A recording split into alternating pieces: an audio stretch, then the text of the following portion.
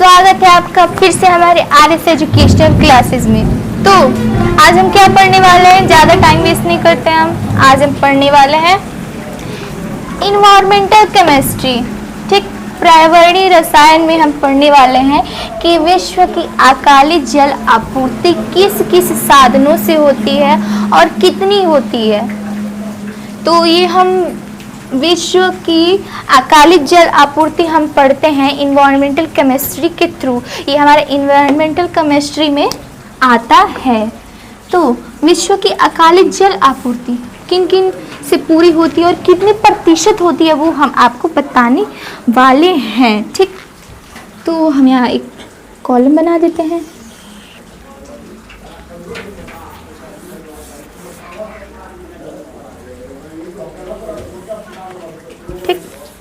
यहाँ हमारा रहेगा स्रोत कि हमारा किस किस से जल आपूर्ति होती है। फिर यहाँ रहेगा संपूर्ण मात्रा। विश्व की अकाली जल आपूर्ति में हमने लिखा यहाँ स्रोत, उसका साधन, और यहाँ लिखा हमने संपूर्ण मात्रा। तो चलिए हम बताते हैं कि इसमें पहला क्या है हमारा। तो पहला है हमारा महासागर यानी कि ओशन। महासागर, ओशन। तो महासागर से हमारी जल आपूर्ति कितनी मात्रा में होती है? तो सबसे ज़्यादा इसी में होती है हमारे 97.33। हम जैसे जैसे हम बताते जाएंगे वैसे वैसे हम सबसे पहले स्टार्ट कर रहे हैं हम कि सबसे अधिक से सबसे कम तक। तो हम सबसे अधिक लिखे, फिर उससे कम, फिर उससे कम, फिर उससे कम, ऐसे हम करते जाएंगे। ठीक, फिर दूसरा है हमारा खारी झील यानी कि सैलिन लेक्स। इससे हमारी जल आपूर्ति कितनी होती है? तो इससे हमारी जल आपूर्ति होती है 0.008। फिर इसी में है तथा स्थलीय समुद्र। खारी झील में हमारा स्थलीय समुद्र है, सेम होता है। फिर तीसरा है हमारा ध्रुवीय बर्फ। ध्रुवीय बर्फ, पोलर आइस तथा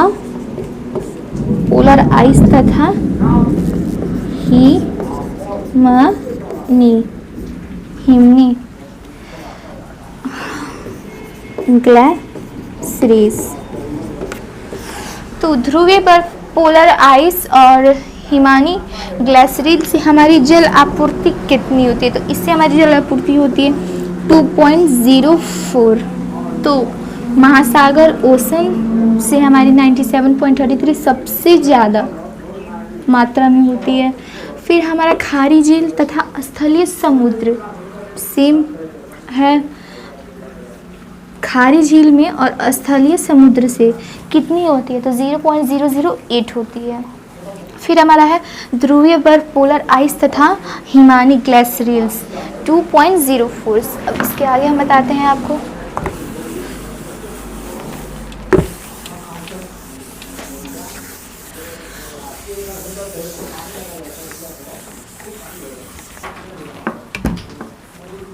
अब चौथा है हमारा भूम झील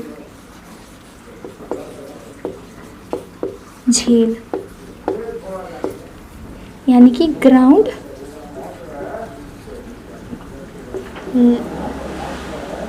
झील में यहाँ जल होगा, ग्राउंड वाटर। अब भूमि झील में, भौम झील बात वही है। तो ग्राउंड वाटर से हमारी जल आपूर्ति कितनी है? तो उसकी मात्रा हमारी कितनी है? तो उसकी मात्रा है हमारा 0.61। ठीक, फिर पांचवा हमारा झील और आता है हमारा झील यानी लेक्स से। हम हमारी झीलों से जल की आपूर्ति कितनी होती है? तो हमारी झीलों से जल की आपूर्ति होती है 0.009। 0.009। फिर आता है हमारा मृदा आर्द्रता, यानी कि सॉइल मॉइस्चर। सॉइल मॉइस्चर, तो सॉइल मॉइस्चर से हमारी जल की आपूर्ति कितनी होती है? तो हमारे सॉइल मॉइस्चर से जल की आपूर्ति 0.005 होती है। 0.005। फिर सातवां है हमारा वायुमंडलीय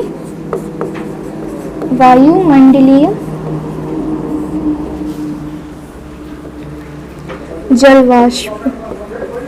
वायुमंडलीय जल वाष्प, वायुमंडलीय जल वाष्प यानी एटमॉस्फेरिक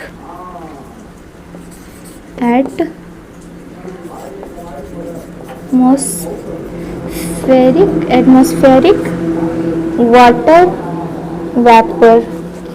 एटमॉस्फेरिक वाटर वेपर। तो वायुमंडलीय जल वाष्प से हमारे जल की आपूर्ति कितनी होती है? यानी कि एटमॉस्फेरिक वाटर वेपर से हमारी जल की आपूर्ति होती है 0.001। और फिर एक और हमारा लास्ट है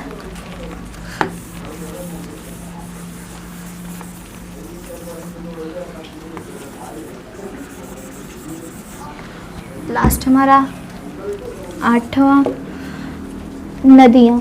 सबसे छोटी नदियाँ यानी कि रिवर्स। अब इसके आगे कोई स्रोत नहीं है कि हमें उससे जल आपूर्ति हो सके, यानी कि विश्व की अकालिक जल आपूर्ति अब हो सके। इससे अब छोटी कोई इकाई है नहीं। ये लास्ट हमारा इकाई है रिवर्स, यानी कि नदियों। तो नदियों से कितनी है? तो नदियों से 0.0001। तो हम आपको बता दें कि नदियाँ जो है इनसे हमारे विश्व की अकालिक जल आपूर्ति सबसे कम मात्रा में है। और फिर से हमारे महासागरों से विश्व की जल अकालिक आपूर्ति सबसे अधिक मात्रा में। तो ये दो क्वेश्चन हमारे रेडी होते हैं। ऐसे भी सबसे न्यूनतम और सबसे अधिकतम हमारी जल अकालिक आपूर्ति मैंने आपको क्रम से बताया, शुरू से घटते क्रम में। सबसे पहले महासागर से छोटे छोटे मैंने करके आपको रिवर्स तक बताया। तो ये मैंने बताया इन्वायरमेंटल केमिस्ट्री के थ्रू हम ये पढ़ते हैं कि विश्व की अकालिक जल आपूर्ति। ये हमारा क्लास 11th में पढ़ाया जाता है। और अन्य जनरल नॉलेज के क्वेश्चन में भी हम इसको पढ़ लेते हैं। लेकिन हमारा मेन थीम है कि हमारा ये 11 का सिलेबस भी है ये। तो विश्व की अकालिक जल आपूर्ति, अगर आप एनसीईआरटी के बुक में देखो तो इन्वायरमेंटल केमिस्ट्री में ये आपको टॉपिक मिल जाएगा। तो ये मैं बहुत ही अच्छी तरीके से आपको बता दिया। तो कैसा लगा आपको ये वीडियो? प्लीज़ कमेंट बॉक्स में ज़रूर बताएं। और don't forget to subscribe my channel and also press the bell icon. और वीडियो को भी लाइक करना ना